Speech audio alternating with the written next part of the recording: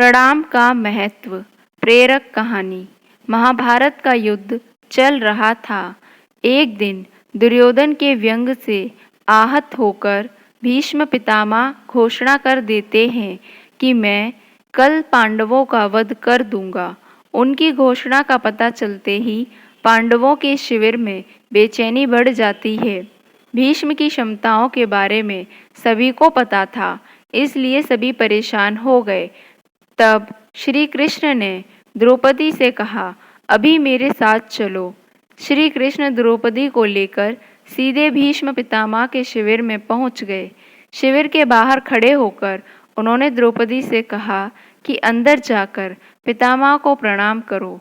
द्रौपदी ने अंदर जाकर पितामह भीष्म को प्रणाम किया तो उन्होंने अखंड सौभाग्यवती भव का आशीर्वाद दे दिया। फिर उन्होंने द्रौपदी से पूछा कि पुत्री, तुम इतनी रात में अकेली यहाँ कैसे आई हो? क्या तुमको श्री कृष्ण यहाँ लेकर आए हैं? तब द्रौपदी ने कहा कि हाँ, और वे कक्ष के बाहर खड़े हैं। तब भीष्म भी कक्ष के बाहर आ गए और दोनों ने एक दूसरे से प्रणाम किया। भीष्म ने कहा, मेरे एक वचन को मेरे ही दूसरे वचन से काट देने का काम श्री कृष्ण ही कर सकते हैं। शिविर से वापस लौटते समय श्री कृष्ण ने द्रौपदी से कहा, तुम्हारे एक बार जाकर पितामह को प्रणाम करने से तुम्हारे पतियों को जीवनदान मिल गया है।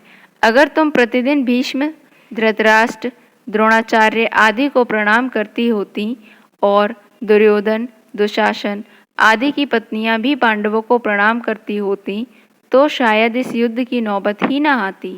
अर्थात वर्तमान में घरों में जो इतनी समस्याएं हैं उनका भी मूल कारण यही है। जाने अनजाने अक्सर घर के बड़ों की उपेक्षा हो जाती है। यदि घर के बच्चे और बहुएं प्रतिदिन घर के सभी बड़ों को प्रणाम कर उनका आशीर्वाद लें तो शायद किसी भी घर में कभी कोई कलेश ना हो। बड़ों के दिए आशीर्वाद बच्चों के लिए कवच की तरह काम करते हैं। उनको कोई अस्त्र शस्त्र नहीं भेद सकता। सभी इस संस्कृति को सुनिश्चित कर नियमबद्ध करें तो घर स्वर्ग बन जाए। क्योंकि प्रणाम प्रेम है, प्रणाम अनुशासन है, प्रणाम शीतलता है, प्रणाम आदर सिखाता है, प्रणाम से सुविचार आते हैं, प्रणाम झुकना सिखाता है, प्रणाम क्रोध मिटाता है, प्रणाम आंसू धो देता है, प्रणाम अहंकार मिटाता है। प्रणाम हमारी संस्कृति है।